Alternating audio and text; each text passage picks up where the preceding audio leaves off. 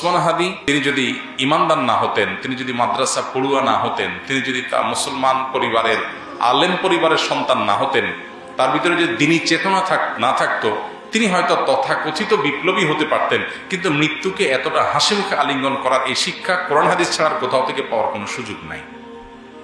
অতএব আমাদের প্রত্যেকটা যুবক কিভাবে তিনি ন্যায়নিষ্ঠ হবেন, কিভাবে তিনি দেশের মানুষকে, মুসলিম মিল্লাতকে অন্যায়ের হাত থেকে রক্ষা করবেন, আধিপত্যবাদের বিরুদ্ধে কিভাবে তিনি লড়ে যাবেন এবং ব্যক্তি স্বার্থ চিন্তা করবেন না, ফ্যামিলির স্বার্থ চিন্তা করবেন না, এগুলোর ঊর্ধ্বে উঠবেন, আল্লাহর উপরে ভরসা রাখবেন, আল্লাহর সঙ্গে সাক্ষাতের প্রত্যাশা করবেন, সেই ন্যায়নিষ্ঠ হওয়ার, অন্যায়ের বিরুদ্ধে প্রতিবাদী হওয়ার, অসৎ কাজে বাধা প্রদান করার শিক্ষা ওসমান হাদি আমাদেরকে দিয়ে গেছেন। আলহামদুলিল্লাহ, আমরা দোয়া করি আল্লাহ তাআলা তার শিক্ষা আমাদের জীবনে ধারণ করার তৌফিক দান করুন এবং আমাদের সবাইকে তার যে ভালো গুণগুলো আছে সেগুলো অর্জন করার। তার মতো আরো অনেক তরুণরা আমরা নিকটে তিনি দেখেছি, তারা দারুণভাবে নিজের কাজটা করে যেতে পেরেছেন, আদর্শ স্থাপন করতে পেরেছেন।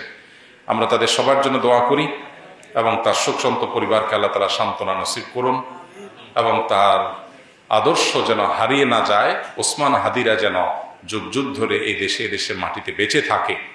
এদেশের মানুষের বড় বেশি তৃষ্ণা, বড় বেশি পিপাসা, কেউ তাদেরকে উদ্ধারে এগিয়ে আসবে, নেতৃত্ব দিবে, জীবন বাজি রাখবে।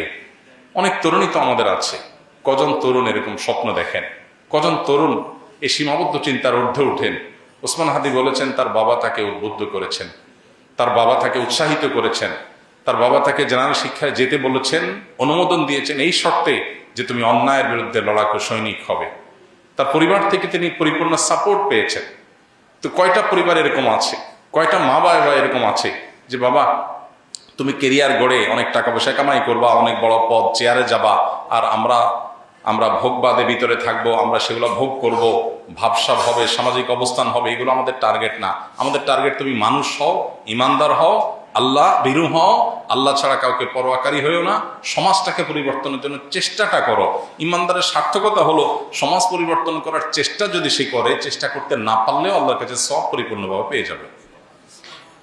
নবী করিম সাল্লাল্লাহু আলাইহি ওয়াসাল্লামের একটা হাদিস রয়েছে, কোনো ব্যক্তি যদি শাহাদাতের আকাঙ্ক্ষা লালন করে, শাহাদাতের তামান্না লালন করে, কিন্তু তার মৃত্যু যদি হয় বিছানায় স্বাভাবিক মৃত্যু, শহীদ যদি সে হতে নাও পারে, আল্লাহর কাছে শাহাদাতের মর্যাদা সে পেয়ে যাবে।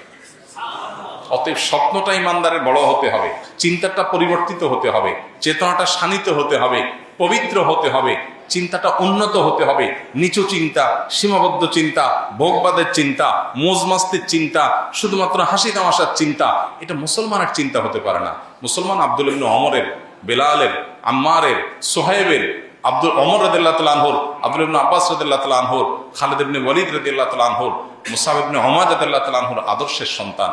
তারা জীবন বাজি রেখেছেন, সব উৎসর্গ করে দিয়েছেন। আর ভোগ বিলাস এগুলো তো অন্য 10টা ছেলেও করতে পারে, আত্মত্যাগ সবাই করতে পারে না। সামান্য ক্যারিয়ারের চিন্তা নিয়ে আবদ্ধ হয়ে থাকা, সীমাবদ্ধ চিন্তার মধ্যে আবদ্ধ থাকা, এটা তো পৃথিবীর সব যুবক তরুণী করে। আমি ব্যতিক্রম, আমি ইউনিক, আমি ভিন্নতর, আমি মুসলিম, আমি অন্যরকম, এই বিষয়টা সবাই পারে না। এটার জন্য দরকার কোরআন ও হাদিসের ইন্সপিরেশন, এটার জন্য দরকার কোরআন হাদিসের শিক্ষা, এটার জন্য দরকার হলো পারিবারিকভাবে সাহায্য, তাদের সহযোগিতা, তাদের সমর্থন। আল্লাহ তাআলা আমাদের তরুণদেরকে সবকিছু হাসিল করার তৌফিক দান করুন।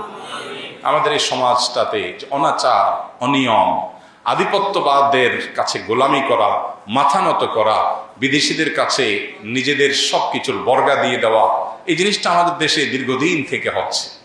আমরা নামে মাত্র স্বাধীন হয়েছি, আমাদের চিন্তা চেতনায় আমরা স্বাধীন হয়ে উঠতে পারিনি। আমরা পরিপূর্ণ স্বাধীনতার স্বাদ ভোগ করছি না। আমাদের এখানে এখনো কান পাতলে চতুর্দিকে প্রতিটা ওয়াল থেকে মাজলুম মানুষদের কান্নার আওয়াজ শুনতে পাই আমরা। আমাদের এখানে এখনো ন্যায় বিচার প্রতিষ্ঠা হয় নাই। আমাদের এখানে অন্যায় করে এখনো মানুষ পার পেয়ে যায়। এগুলো থেকে উদ্ধার করে একটা সুন্দর সমাজ বিনির্মাণ হবে, অন্যায়ের বিরুদ্ধে মাথা ছাড়া দিয়ে মাথা উঁচু করে কথা বলবে, এরকম মানুষের জন্য প্রচন্ড তৃষ্ণা এবং পিপাসা সমাজে আছে। দরকার কিছু তরুণের, দরকার কিছু যুবকের। আল্লাহ তাআলা শরীফ ওসমান হাদির মতো কিছু যুবক আমাদেরকে তৈরি করে দিন। তার যে সাহসিকতা, মৃত্যুকে উপেক্ষা করার, মৃত্যুর ভয়কে জয় করার, ভয় পাওয়ার যে সংস্কৃতি আমাদের দেশে আছে, বাবা ভয় পায়, মা ভয় পায়, স্বামী স্ত্রী ভয় পায়, নিজে ভয় পায়, সবাই ভয় পায়, ক্যারিয়ারের ভয়, ব্যবসা নষ্ট হয়ে যাওয়ার ভয়, চাকুরির ভয়। এই ভয়কে জয় করার জন্য কলিজা লাগে। আল্লাহ তাআলা সেই কলিজা, সেই সাহসিকতা, সেই ইমানের শক্তি আমাদের সবাইকে নসিব করুন। এবং আবারও দোয়া করি আল্লাহ তাআলা এই বিপ্লবীকে, এই তরুণকে তার ভুল ত্রুটিগুলোকে মাফ করে কিয়ামতের ময়দানে শহীদদের কাতারে সর্বোচ্চ সম্মানের সাথে তাকে শামিল হওয়ার তৌফিক দান করুন।